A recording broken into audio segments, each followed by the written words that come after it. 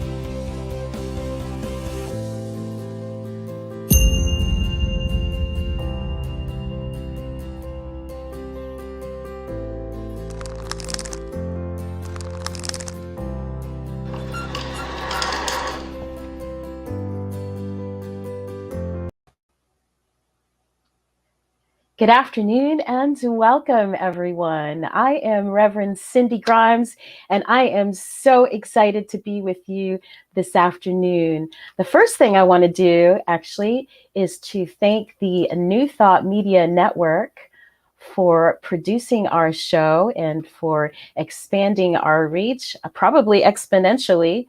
Here we go. Woohoo! Thank you, New Thought Media Network, for producing our program. I just want to give a special shout out to Reverend Robert Brzezinski, Laura Topper, and Sekou Wright, who is producing us today. We are so excited. So like I said, I'm Reverend Cindy Grimes, and I am coming to you from Ocala, Florida. We are in North Central Florida, and we are a center for spiritual living. I want to tell you a little bit about us as we welcome. Here we go. So this is who we are. These are the things that we value at Center for Spiritual Living Ocala. Spiritual growth and practice. That is the very first thing on our list. It is the reason we come together. It is the reason that we exist, so that we can learn and grow from being together, from being with one another. We value love. We believe that love is where we come from, and love is what we are at our core.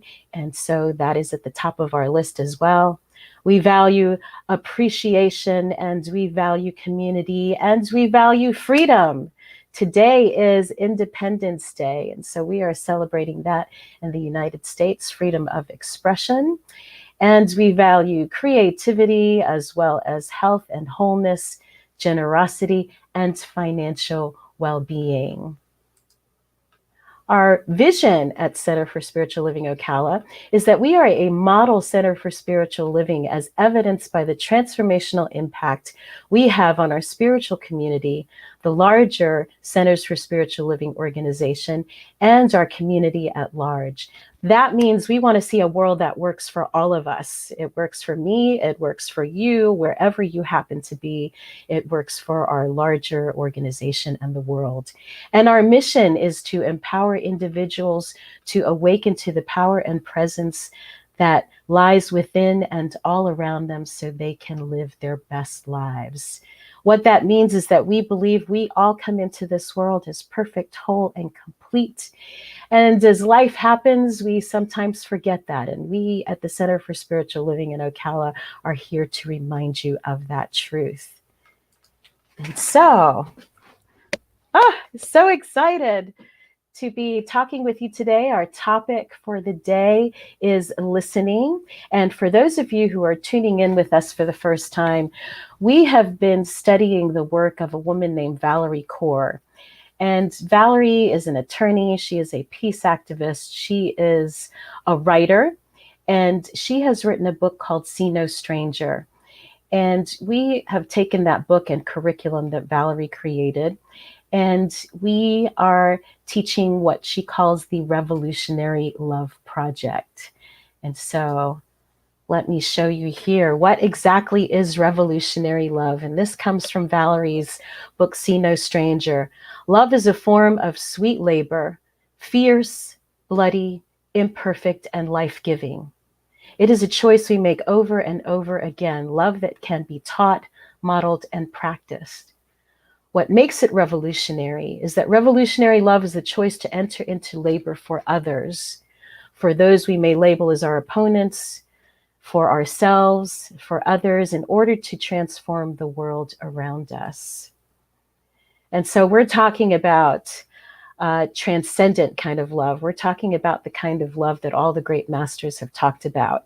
Now, it's really easy to be in that space of love and unconditional acceptance when I am laying on my yoga mat and there's no one else around. As soon as I get out into traffic and something happens, I might get a little bit of a challenge to that loving kindness, whatever feeling I might have. And this is what this is about, really, even beyond that, not just those minor irritations that happen during the day, but those really difficult conversations and relationships where we may be in pain in that relationship, or we may feel betrayed or hurt. How do we deal with that? And how do we love even the people that we consider our opponents? And so that's what we're talking about. This is a really expansive conversation. This is spirituality that is practical, that is for people who are ready and willing to do the work. It is not for sissies. And so if you're still here and you are interested in the conversation, we gladly greet you and are excited to have you with us. And so I'm going to start off now by bringing in our practitioner, one of our practitioners at CSL Ocala. Hello, Donna. It is the beautiful Donna Davis. Hi. Who is right now in Hello. Atlanta, Georgia. Atlanta, Don, Georgia. Actually in yes, Conyers. No, wait. Hateville. Hateville, It's all very different little nice. towns all around. So, yeah. Wonderful. So We're Donna, with for John those and of you Kathy who don't Stringer. So, know, thank you, Donna, for sharing that. Yes, John and Kathy Stringer, who live in Atlanta. And Donna is a first responder, and she's got a traveling nurse gig in Atlanta. So we miss you here in Ocala, but I'm glad that you're out in the world doing your thing and sharing your love and light. I love you so much. So I'm yeah. going to let you pray us in. Mm, Thank you, Donna. okay. All right. So, we're just going to take a nice, deep, cleansing breath. Allow that oxygen to go into our bodies. Hmm. See ourselves taking that in, transmuting it into the body, the physical form. And while we do this breathing, we just allow our body to just relax and be held by our seat. And while our form is being supported by our seat and by gravity, allow my mind to become clear and focused into the following thoughts. I recognize there's only one life, life-giving source energy that exists everywhere. It's the in, the out, the up, the down. It's forwards and backward. It is all of it. And as since I recognize that energy is everywhere, then I know that spot that I sit in right now, that energy also exists there where I am. And therefore, I am also one with the great divine energy life source that I call God. The very idea of me is God expressed. And as I sit in my seat and allow for God to breathe my body, I'm aware that the same is true for every other person. We are all spirit expressed. And as such, then I know that spirit can recognize spirit when spirit speaks. And so we step into this space of deep listening, listening from that heart center, listening from this space that is one with divine energy source, listening for the voice of God. In the stillness, doing that check-in with our form. And I know that today's message rings loud and clear and true. And that as we are speaking from that God-centered space, then we know that we also are being listened to. We are the ears and the voice of God. I'm so grateful for this knowingness. I'm grateful for everybody on this talk. I am grateful for all that who are listening now as we go live and those who may listen later. I'm grateful for those conversations that are started as a result of these ideas. I'm grateful for the heart center that is Valarie, and as she brought this divine download and these ideas forward. I'm grateful for each and every one of us. And so I release this into the law, knowing that the law is always working for the highest and best of all. And together we breathe in and release it now. And so it is. Amen. Ashe.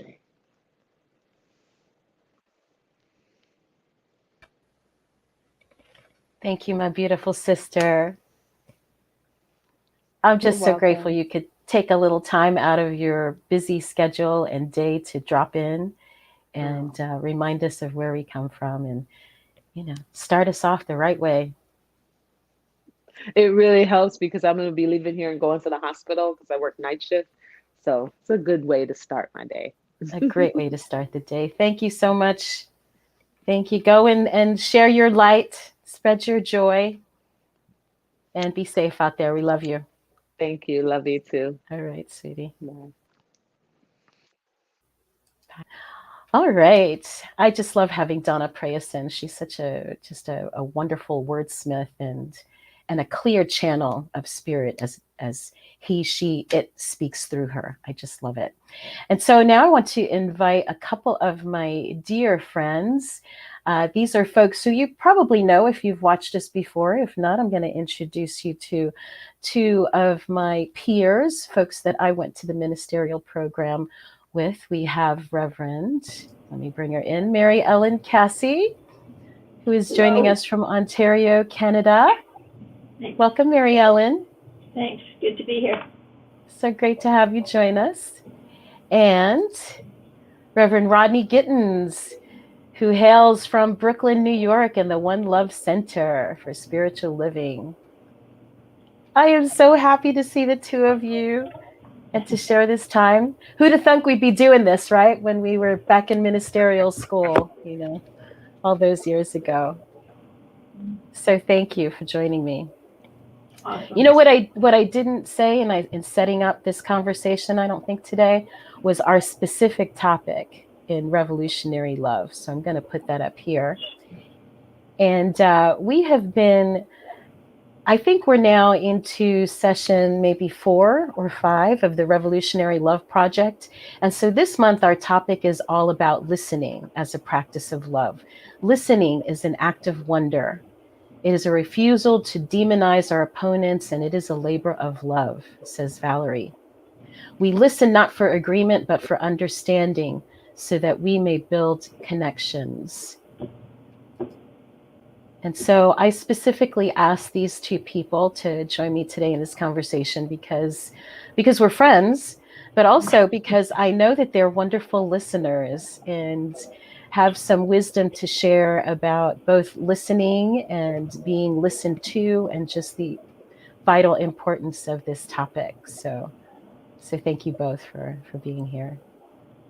So I thought we'd just start out with a little conversation here on just exactly what do you think it means to listen? And either one of you can jump in with that. We'll just kind of do a round robin. Okay. Well, I'll jump in. I didn't see you jump in there, Rodney. So, what does it mean to listen? For me, it means to make space and to be fully present.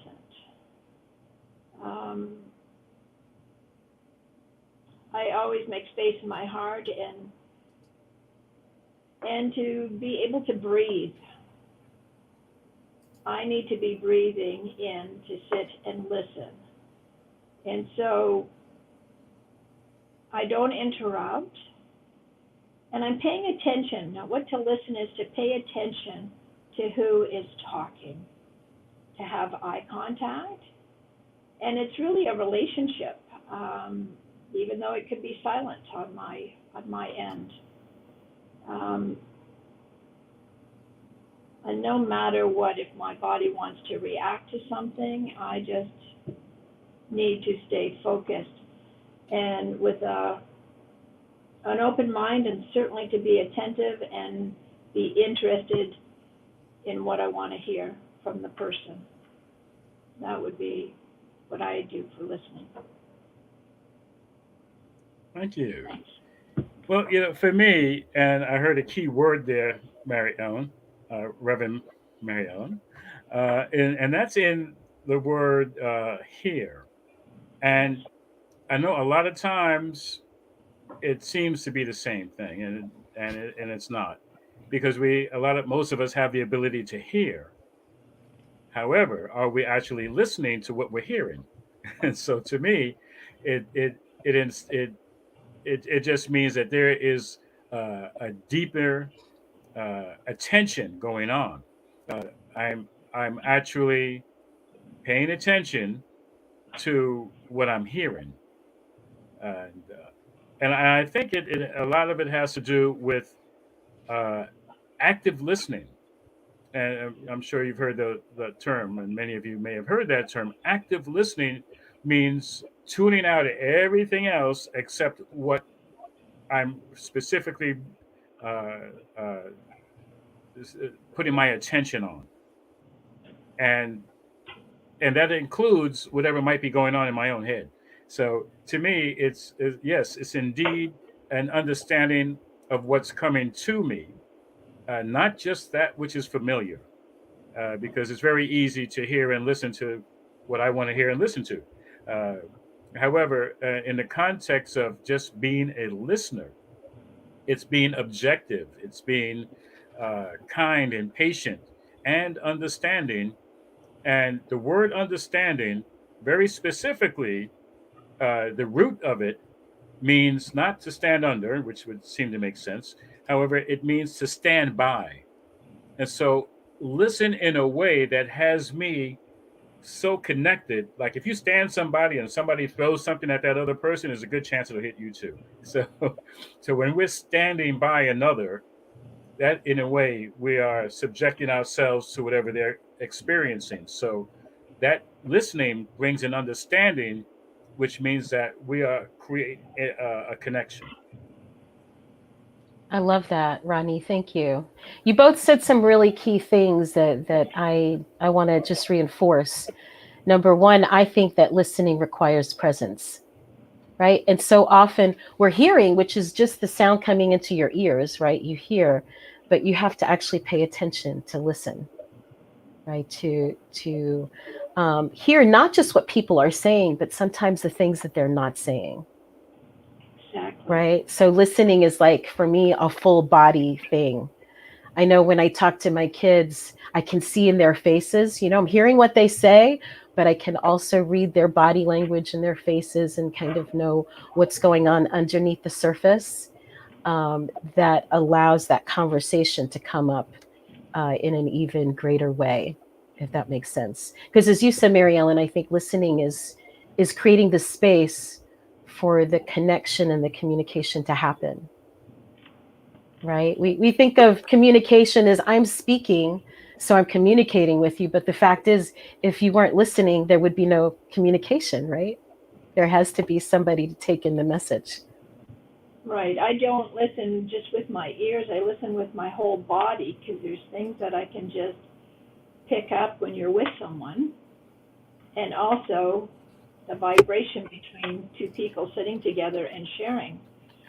It's a deep practice, and I think that it's one.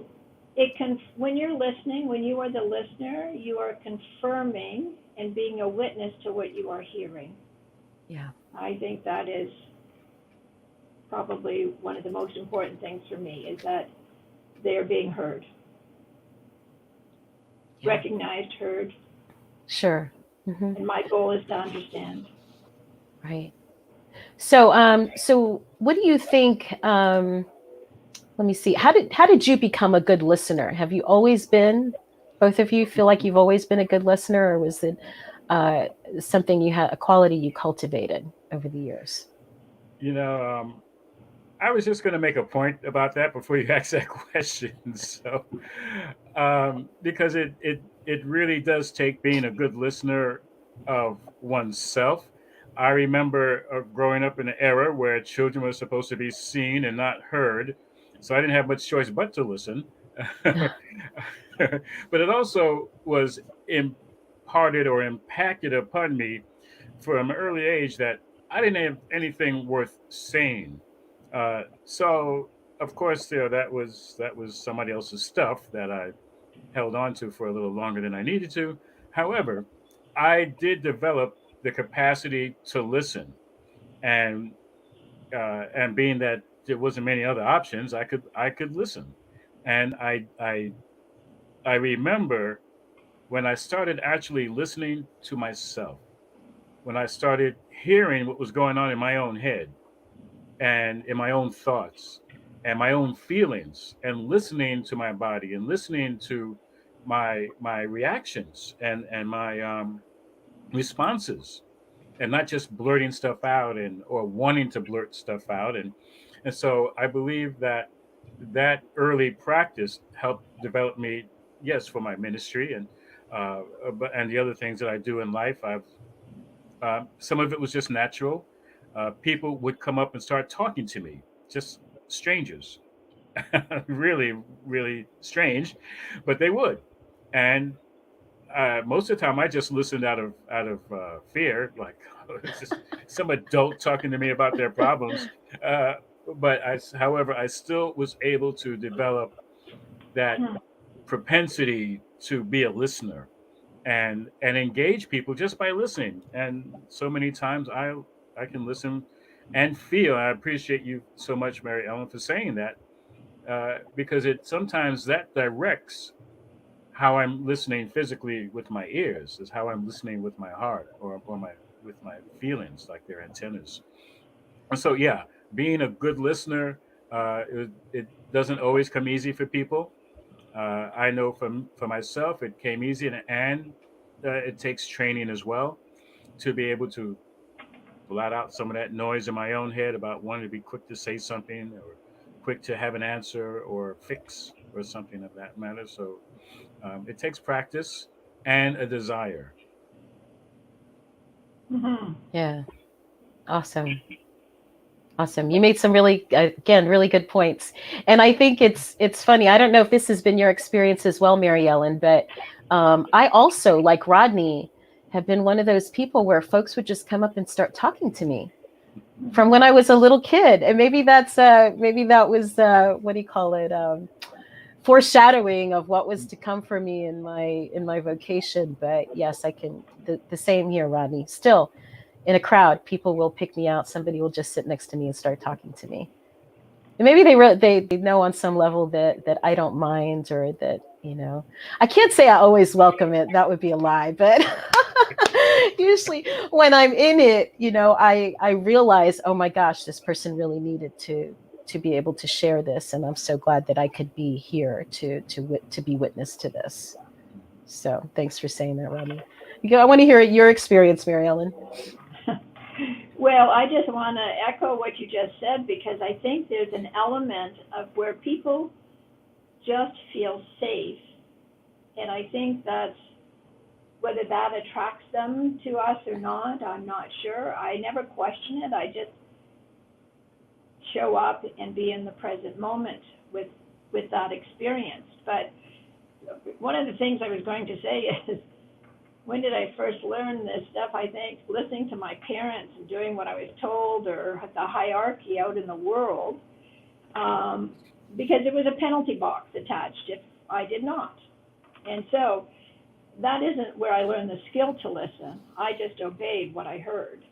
And so that I consider myself, when I became a Buddhist and practiced meditation like 50 odd years ago, but then I really trained in listening skills when I studied homeopathy back in the 95.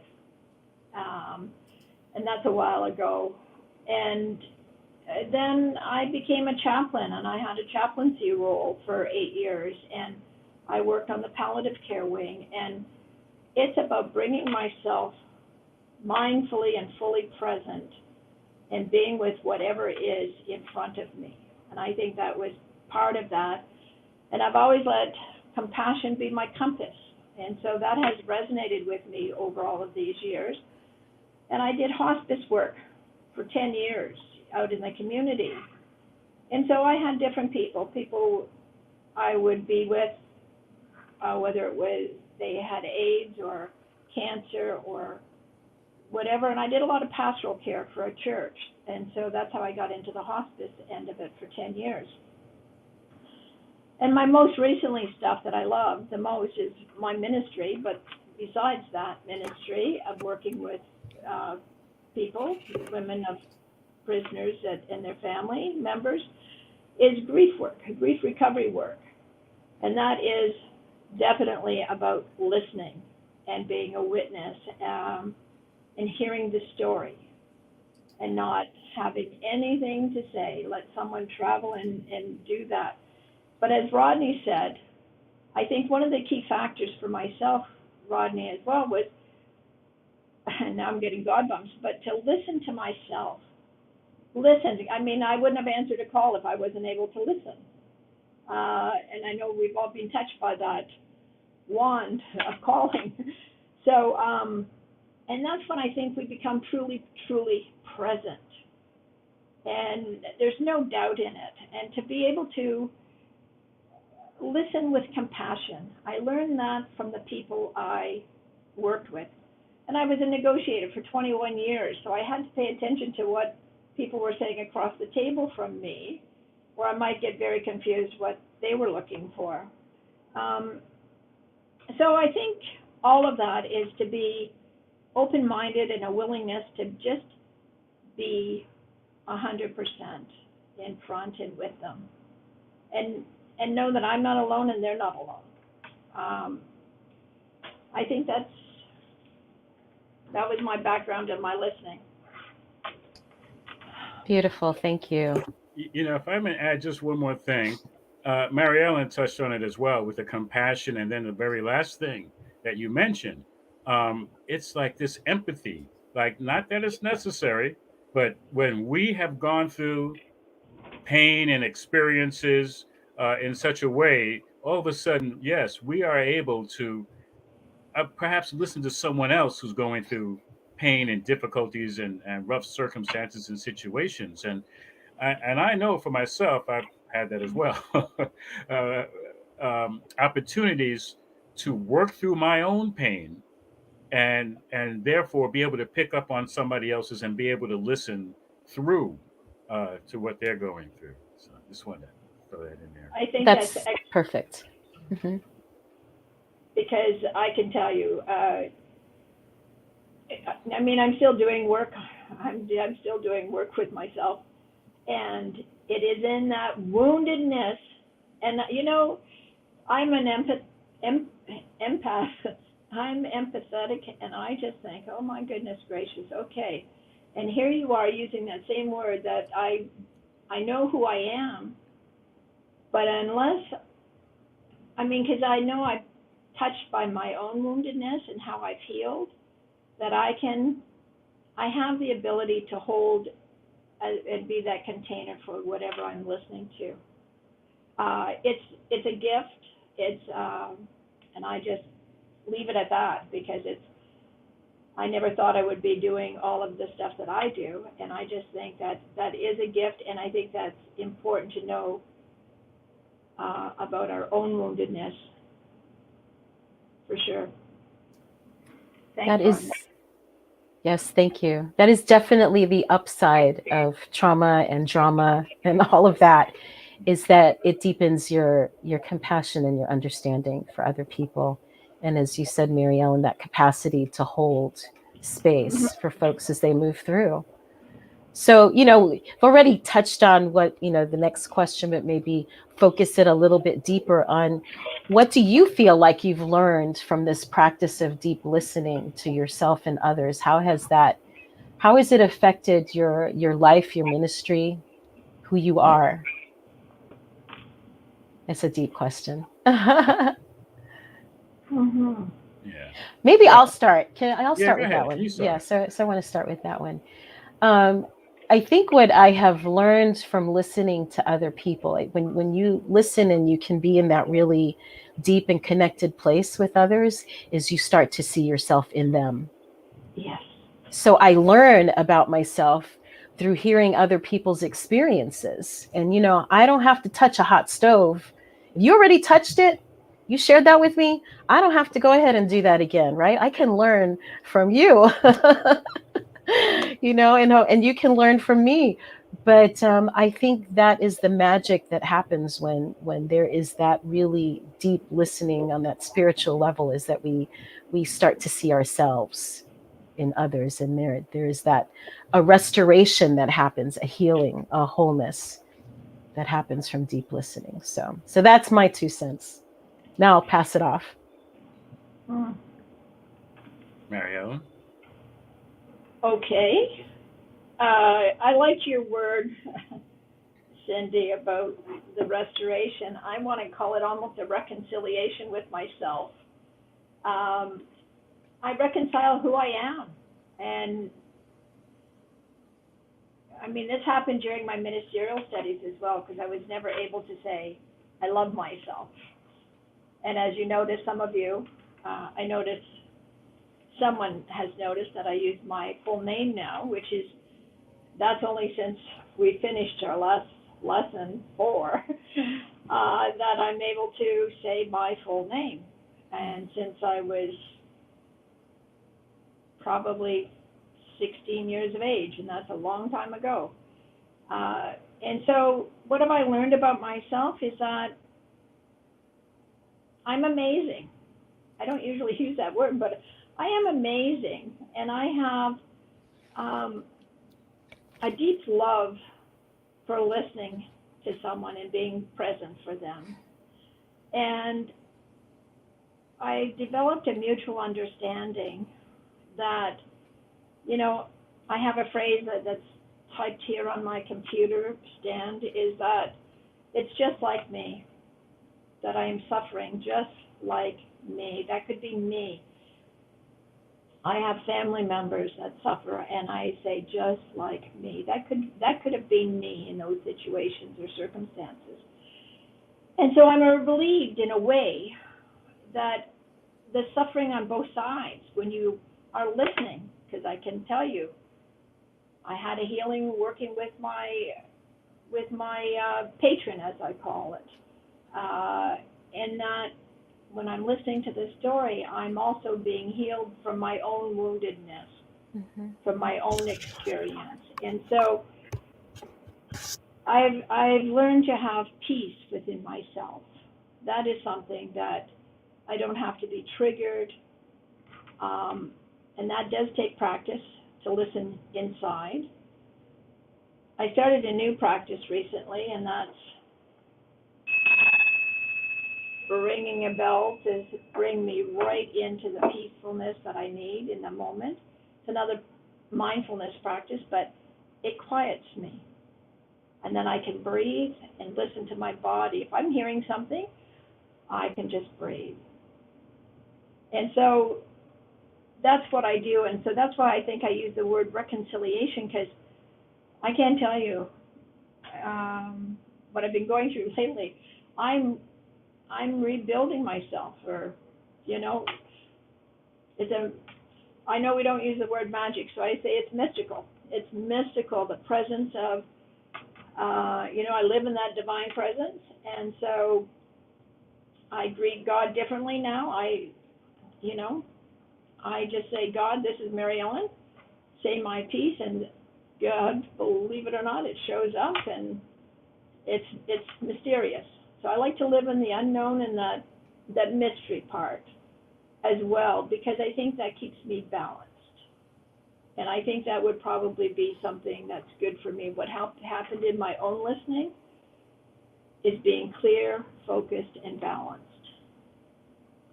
And over to Yes. you, my brother, Rodney. I pass the torch. Thank you. Thank you. Well, I'm right with you, Marion, because yeah, yes, in a way, it's reconciliation. Uh, However, I see it even more so. It's just a recognizing, re-knowing who I am, because I think being so inundated in the world, we're used to so much stuff on the outside determining who I am or who I'm supposed to be or should be and all of that. When I get to listen, uh, to that deep listening, and as I mentioned before, to the self, I'm realizing and recognizing and realizing that self is my higher self. It's my real self, and the self that doesn't even need to speak much. Listen more, speak less. Um, Recognizing the oneness, and so I'm reconciling the awareness that we are all one, and I do identify with what people are going through. So what I get from this listening process is that first and foremost connecting with that God self that I am, that we are, and that's how we really connect with each and every other one. We're connected on that higher level of the truth of who we are. And I'm not going to try to connect. Well, I'd rather not connect with the lowest self. I have a history of doing that with so many people at so many times. No, now it's and eyesight is very deceptive. You can't go by just what we see with our physical eyes. And so, listening from within, I'm able to, make peace with myself, know who I am, and therefore I can listen in and listen out for that connection. Because quite possibly, uh, it's easy not to pay attention to my own higher self. I don't want to take it for granted. I want to be able to be still in that way. Um, yeah. So I get that. I get the power that there is, and it takes power. It takes control. It takes discipline. Uh, I mentioned desire before. it takes these things as a personal practice to then be that for other ones. Yeah. So we're coming up on time, but I have one last question that if you could answer succinctly. And we're going to pick up on this theme again next week. So the question is, um, what do you think makes listening a labor of love, of revolutionary love, as Valarie says it? And I'll put her definition back up here again. Right? Love is a form of sweet labor, the choice to enter into labor for others, for our opponents, and for ourselves in order to transform the world around us. What makes listening revolutionary love, in your opinion? Do you want me to go, Rodney? Sure, either one. Okay, well, I think for me, it is the awareness, as Rodney just addressed as well, and you, Cindy, is that understanding while listening is not to get triggered in this revolutionary love. And I like the idea of having. I see it almost as a being with somebody in revolutionary love is this compassionate inquiry, because I'm listening to why or how and wanting to know the person, wanting to know that person so well and understand where their woundedness, and to really, at the end of all of that, my understanding or being with them, which is be able to see the real person, to be that exposed that I would love them so much that I can see who they truly are. That's succinct enough for me. Yeah, I would thank you, Mary Ellen, and yeah, and that's so true, because it's like unconditional listening. It's like, how do I listen to one revolutionary is most likely going to be somebody I don't want to listen to, as is covered in her work, who actually I don't have any responsibility to listen to them in the first place, uh, uh, and yet my power is in being able to listen. Um, it's revolutionary uh, when we go against the grain of I only want to hear the sweet sounds. I only want to hear the beauty. I want to only no. It's like I remember hearing long ago. We don't get to like everybody, but we get to love everyone. And if that's the case, then yeah, listening is a part of that. It doesn't mean I have to agree. It doesn't mean I have to like it. However, the benefit is there for all as one.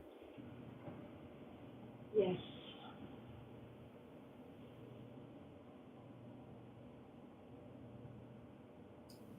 I was muted. I was muted. I was going to, thank you both. I was going to add to the conversation that this revolutionary love takes effort.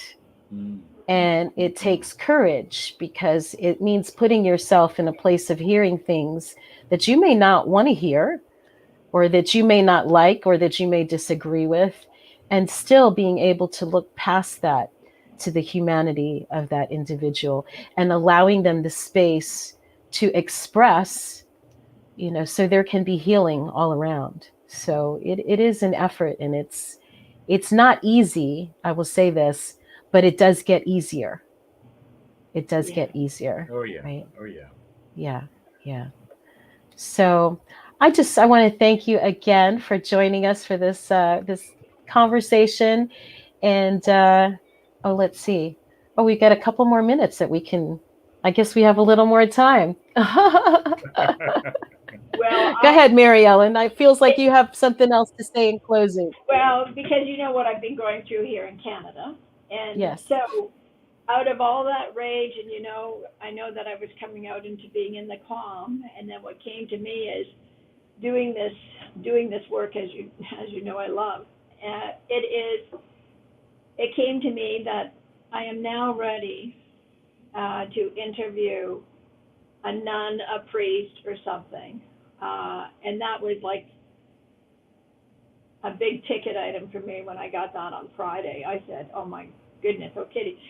And then I questioned myself, but I had to be ready. But as we're talking, I thought, yes, without a shadow of a doubt, I'd like to understand, because I know even Valarie writes about people follow institutions or parties and things like that and vote for this and that.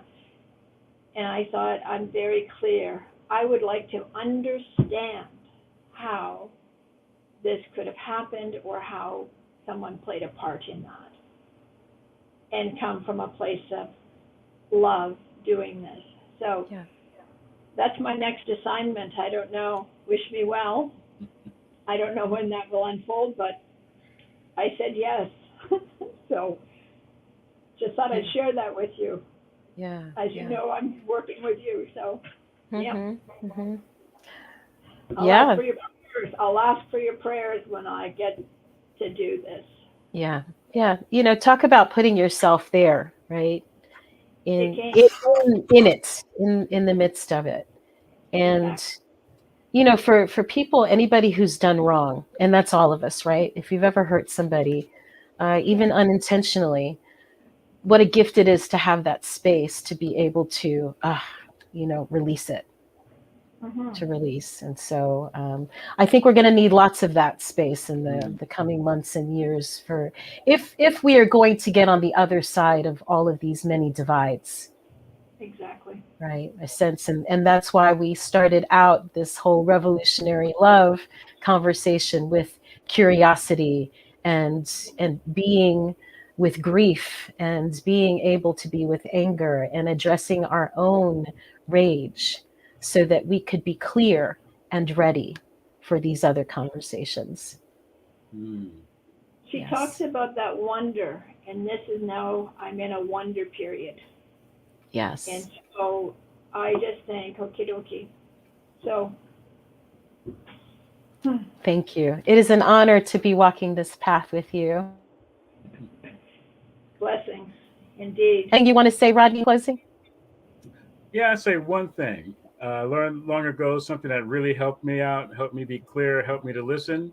It's a saying that goes like this: "It's better to understand than to be understood," Absolutely. and that allowed me to really listen more deeply. Better to Yes, thank you. understand than to be understood. Yes. And when we do that, what we put out there comes back around to us, Mm. right? And then there are those people who will be there to understand us and to allow us to go through the muck and the yuck of whatever it is that we're dealing with, right? Mm-hmm. Yes. So I thank you again. I think it is finally we're at time. And so I will let you go. Enjoy your Independence Day celebrations. And Rodney's here in the States. It's not a thing for you in Canada, is it, Mary We Ellen? did not we did not celebrate Canada Day this year. No, we're grieving. Right. Yes, yes, yes, I understand. Well, thank you, my dear friends, and we'll Beloved, see you again soon. Love you. Love yeah, you. love you Love all. you Take all. care. Love you all. Blessings to all. All right. So that was a great conversation, and we will be picking up that conversation next week from another angle on listening as revolutionary love. And so now we'll move into the next part of our conversation here. And I just want to invite you all to think about sharing your gifts and tithes with Center for Spiritual Living Ocala. We are, as I said, a nonprofit organization, Center for Spiritual Living, and we exist because of the generous giving of the people who support our mission and vision. And so I invite you to listen to this affirmation, to read it as I share it, and make it your own. And as you look along the bottom of the screen here, let me see. Oh, maybe not. Maybe that'll happen some other way.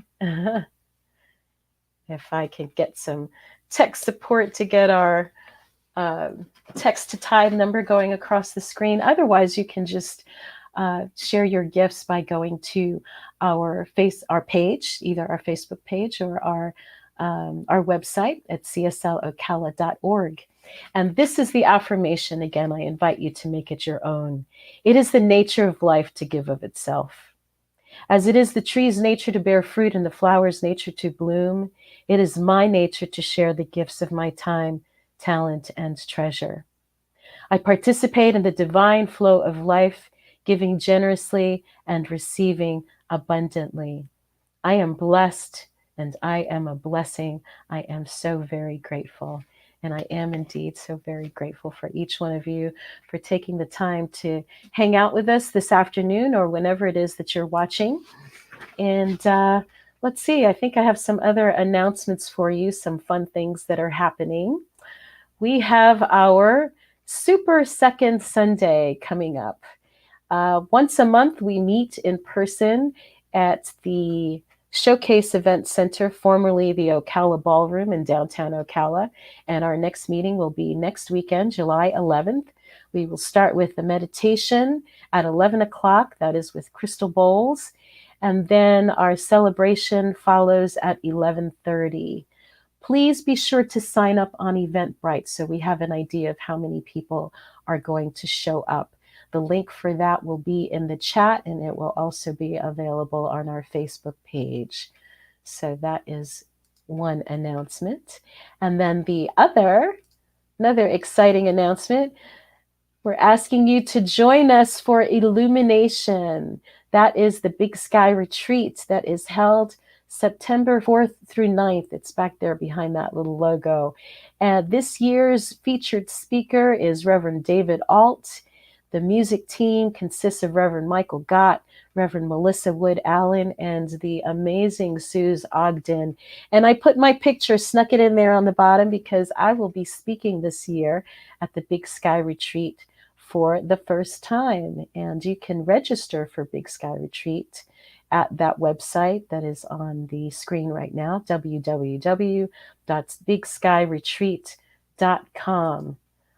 I am so excited to be speaking at Big Sky. It actually is just a manifestation of what we teach. I sat in the Big Sky Retreat back in 2015 for the first time and watched Mary Morrissey up on stage and said, I want to do that one of these days. I want to be able to do what she's doing.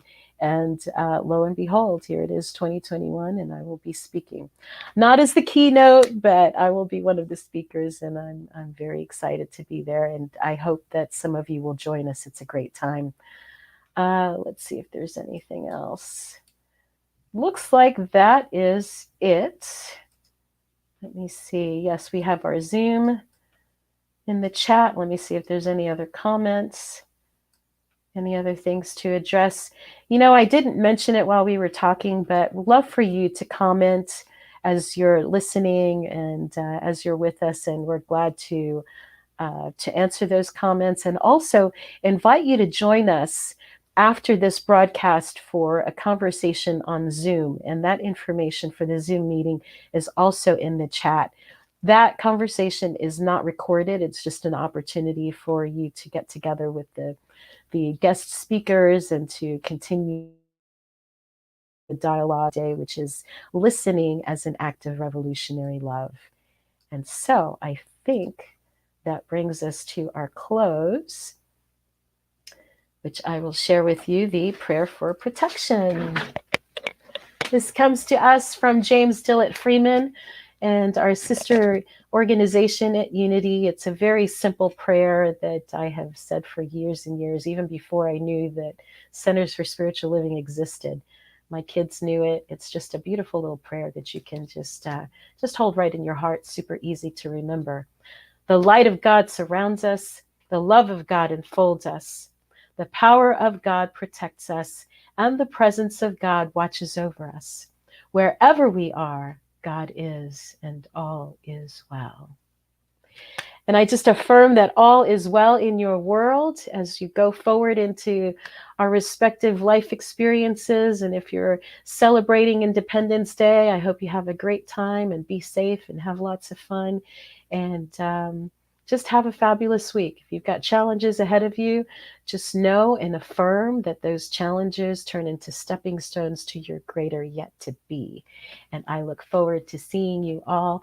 Same bat time, same bat channel next week, July 11th. We'll still be doing our online broadcast in addition to our live, just in case I don't want to confuse anyone. We will be meeting live in Ocala at 11 service at 11:30, and we will be doing our StreamYard conversation at 3 o'clock as we always do. Thank you for joining us, and I hope you have a fabulous week. Love and blessings.